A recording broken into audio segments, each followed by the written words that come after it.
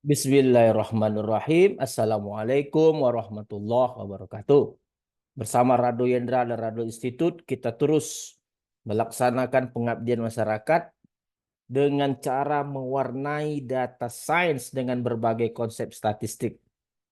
Tidak cukup rasanya seorang itu menjadi data science hanya jika memegang konsep-konsep yang terbatas seperti naive Bayes, super vector machine dan seterusnya. Sangat terbatas sekali jika mereka hanya menguasai konsep tentang bagaimana klasifikasi atau peramalan-peramalan yang ada. Nah, oleh sebab itu, untuk menjadi data scientist yang sangat baik adalah tentu saja menguasai berbagai konsep statistik yang dapat menganalisis berbagai tantangan-tantangan model data yang ada. Karena data itu bermacam-macam modelnya. Tidak hanya data bersifat numerik, tapi data itu telah kita pelajari bisa berupa gambar, bisa berupa ke depan mungkin teks-teks dalam Al-Quran, dalam kitab-kitab suci lainnya. Ada teks, ada juga data berupa perbincangan di media massa. Itu juga harus dianalisis dengan berbagai kemampuan analisis teknik statistik yang baik. Nah, pada saat ini kita akan coba menambah satu konsep lagi, yaitu bagaimana menggunakan konsep rantai Markov. Di antaranya kasus yang kita telah lakukan adalah menyelidiki dalam waktu panjang yang akan datang untuk dua toko yang berhampiran, dua toko yang bertetangga. Dalam aplikasinya tidak mesti dua, bisa 3, 4, 5. Tetapi dalam dua toko yang bertetangga, dalam penjualan objek yang sama, katakan sama-sama mungkin menjual kain atau dan seterusnya, kita akan menggunakan konsep data Markov untuk menentukan toko mana yang berpotensi pada waktu yang panjang yang akan datang akan menghasilkan keuntungan yang lebih baik. Nah, ini tentu saja sangat berhubungan dengan konsep rantai Markov. Di mana konsep rantai Markov itu ide dasarnya adalah kejadian data yang sekarang akan mempengaruhi data berikutnya. Atau data yang sebelumnya itu mempengaruhi data yang sekarang. Itu konsep dasar dari rantai Markov. Jadi, apa hubungannya dengan hal ini? Kita akan coba identifikasi bahwa konsumen yang datang di mana berbelanjanya. Contoh-contoh dari dua toko yang berdekatan, jika konsumen datang ke toko A, lalu dia masuk ke toko B, maka dia akan berbelanja di toko B. Atau masuk ke toko A, berhenti di toko A, dia akan belanja di toko A. Atau dia masuk ke toko B dan belanja di toko A. Atau yang terakhir adalah dia masuk di toko B dan dia belanja di toko B. Jadi dari state kosong itu adalah toko A, state 1 itu adalah toko B. Jadi kita akan bisa mendapatkan suatu matrik rantai Markov. Oke? Tentu saja dengan melakukan penelitian ke lapangan untuk memperhatikan tingkah pola konsumen yang berbelanja di dua toko tersebut. Masuk ke toko A atau masuk ke state kosong, lalu belanja ke state 1, atau tetap di state kosong, belanja di state kosong, atau masuk ke state 1, belanja di state 1, dan begitu seterusnya. Nah, ini adalah tentu berhubungan dengan konsep rantai Markov. Oke, bagaimana penjelasan detail tentang konsep rantai Markov untuk hal ini?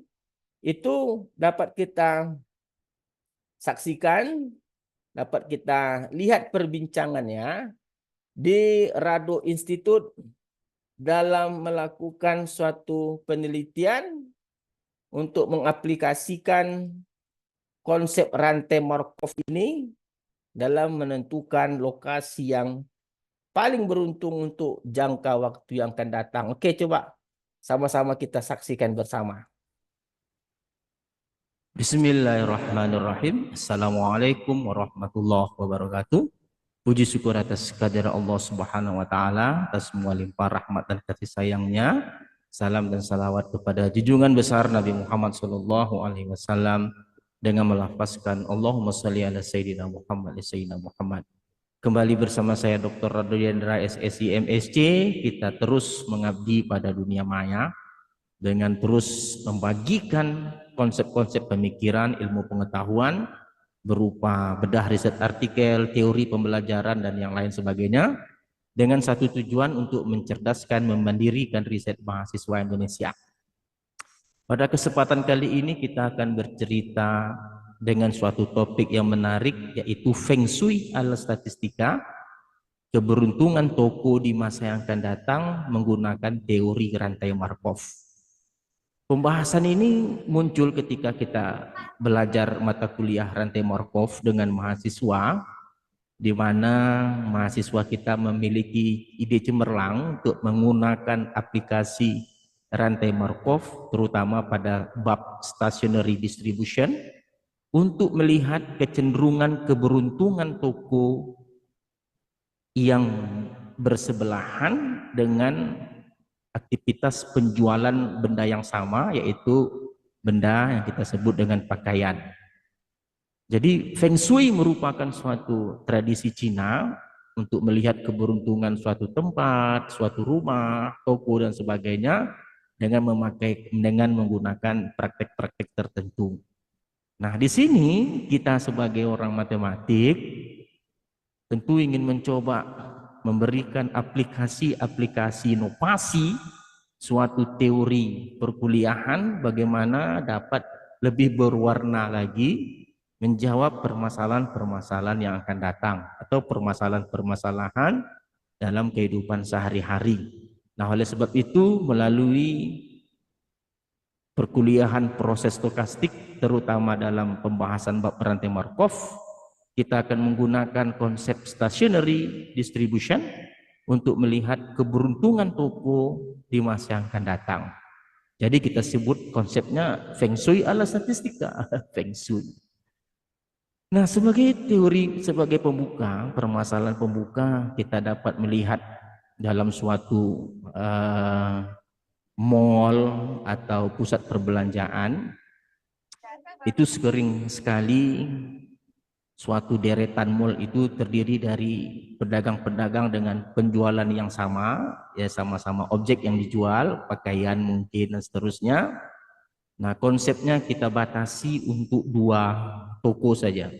Dua toko yang bertetangga, sama-sama menjual pakaian, lalu kita akan mengintip pada masa yang panjang untuk yang akan datang, kira-kira konsumen akan lebih besar peluangnya atau persentasenya berbelanja di suatu toko di antara dua toko tersebut. Jadi konsepnya jelas, kita akan coba memberikan pandangan bagi pemilik toko bahwa di masa yang akan datang persentase toko ini untuk orang melaksanakan aktivitas membeli itu tentu berbeda, di mana besar atau di mana yang paling sering orang belanja. Nah, konsep ini kita sebut dengan konsep rantai Markov dengan menganggap ada dua state di sini. State pertama adalah state toko A yang akan kita beri kode dengan 0, lalu ada state toko B yang kita beri dengan kode 1 nantinya.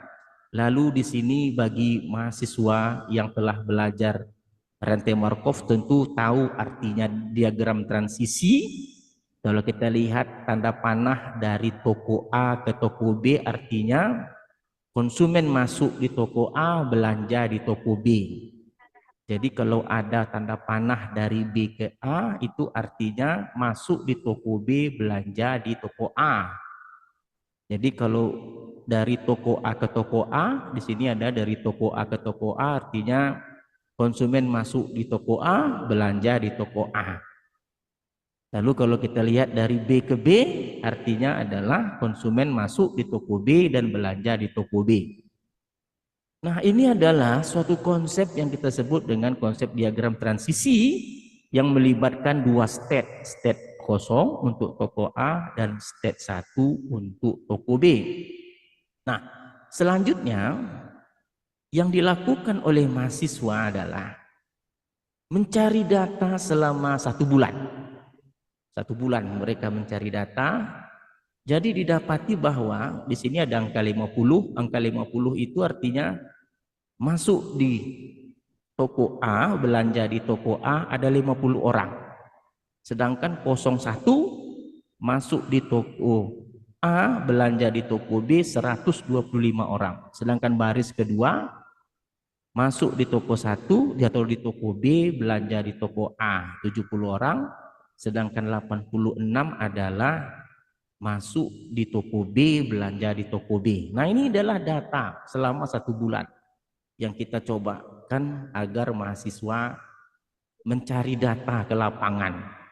Nah, hal ini kita akan lakukan untuk memberikan gambaran pengayaan materi tentunya agar matematika ini lebih berwarna lagi. Nah, setelah data ini dapat, lalu kita dapatkan matrik transisi. Jadi kita dapatkan matrik transisi rantai Markov seperti berikut. Nah, ini matrik A, matrik transisi. Baris pertama itu 50/175 dan 125/175. Baris kedua 70/156 dan 86/156. Ingat konsep matrik rantai Markov ini adalah jumlah barisnya harus 1. Jadi kalau kita jumlahkan 50/175 tambah 125/175 itu 1. Baris kedua juga 70/156 ditambah dengan 86/156 yaitu 1. Nah, kita sudah dapatkan matrik rantai Markov nih. Kita sudah tahu konsepnya. Nah, yang dikatakan stationary distribution ini dalam jangka waktu yang panjang, di mana nilai matriks tadi dalam suatu baris tadi tidak akan berubah lagi. Tidak akan berubah lagi setiap barisnya nilai-nilai matrik tersebut. Nah, masalah konsep stationary ini silahkan simak di Rado Institute, ambil bahan ajar mata kuliah proses stokastik, masuk ke bab tentang stationary distribution. Jadi kita sekarang sudah melihat bahwa bagaimana proses mencari data, merangkai, melihat diagram transisi, mendapatkan matriks rantai Markov, dan seterusnya. Langkah kita tentu adalah mencari matrik tahapan A ini sampai berapa tahapan sehingga nilai-nilai baris itu tidak akan berubah lagi.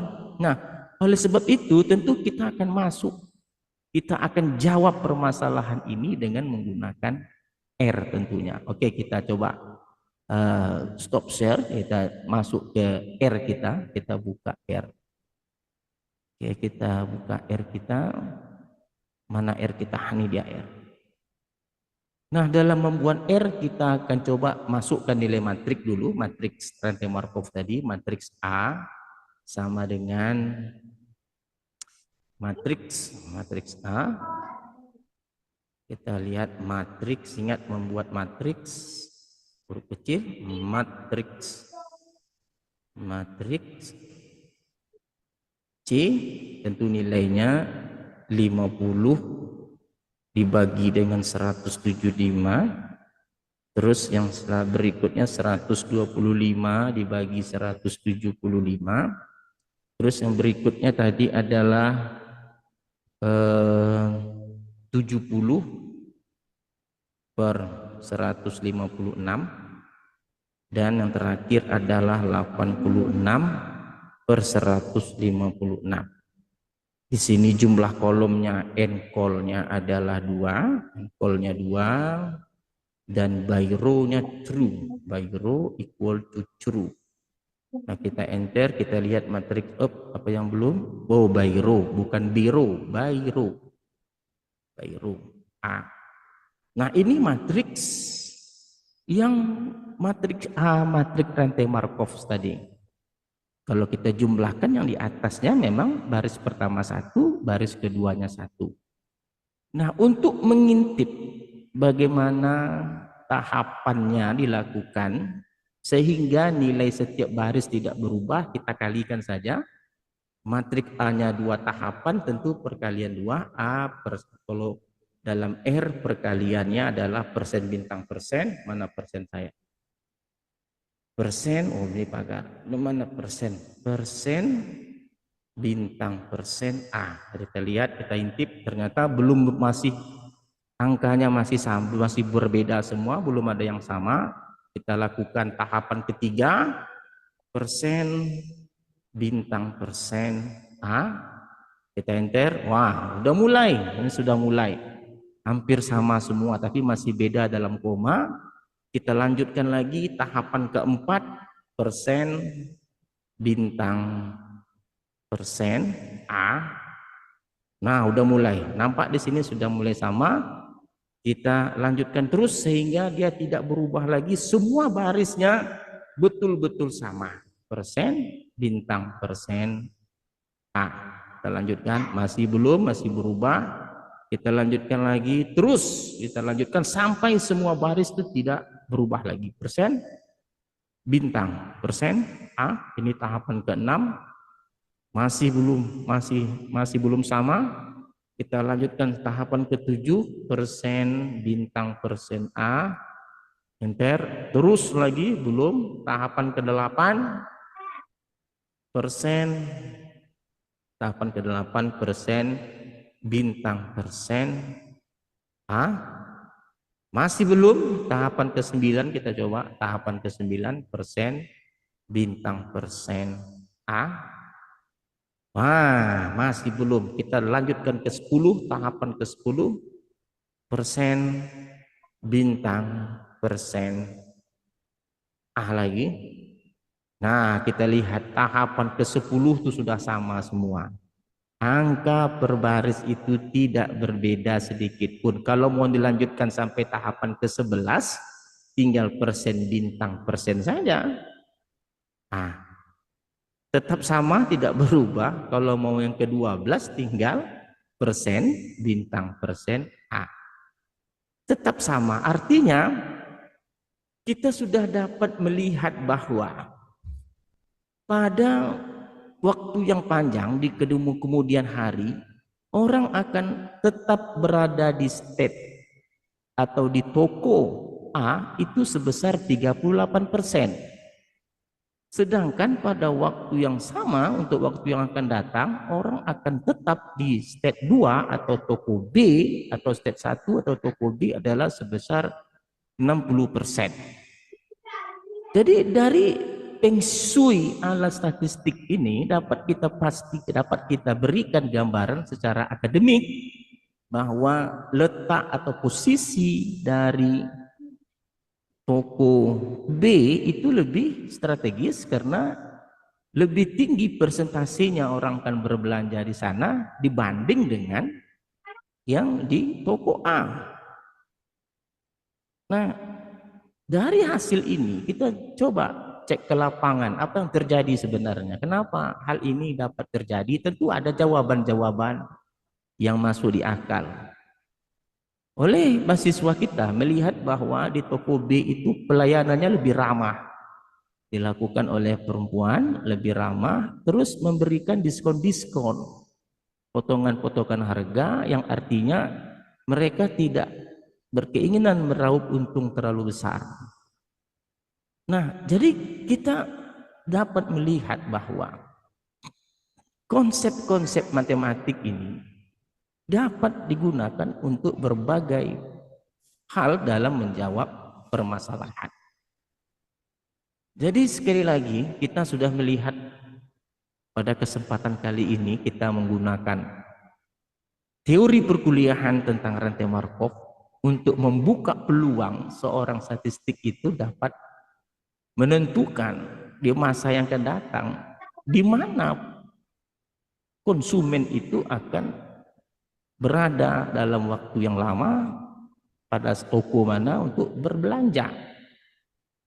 Dan hal ini sekali lagi tentu tidak akan terbatas pada 2 state atau toko A, toko B. Mungkin nanti ada 3 state toko C, ada 4 state toko D. Ya tentu menggunakan data-data yang seperti yang dibahas. Mungkin masuk dari toko 3 belanja di toko 4, atau masuk di toko 4 belanja di toko 1. Ini merupakan hal-hal yang sangat menarik yang untuk dapat dilanjutkan untuk agar menjadikan matematika ini menjadi sangat berguna, dapat diterima dengan baik. Sekali lagi, konsep stationary distribution silakan Anda ambil di Rado Institute di www.radoinstitute.com. Di situ konsepnya jelas, bagaimana perhitungan secara matematis, penyelesaian persamaan linear non homogen tentunya untuk menjawab tahapan tadi. Tapi kalau pada kesempatan perbincangan kali ini kita tinggalkan matematisnya, kita coba berikan hal-hal yang termudah sehingga dapat dimanfaatkan dengan baik untuk menjawab permasalahan yang ada di kehidupan kita sehari-hari.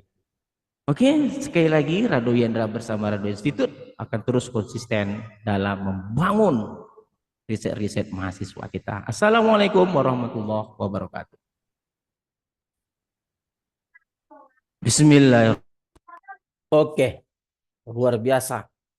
Itu tadi dapat kita lihat bagaimana konsep rantai Markov dapat digunakan untuk memberikan daya analisis bagi mahasiswa, terutama mahasiswa non-teknik, untuk membantu yang mempunyai toko atau pengelola toko untuk menentukan lokasi yang baik untuk masa yang akan datang. Oke, jumpa lagi dengan Radio Institute untuk pembahasan data science berikutnya. Assalamualaikum warahmatullahi wabarakatuh.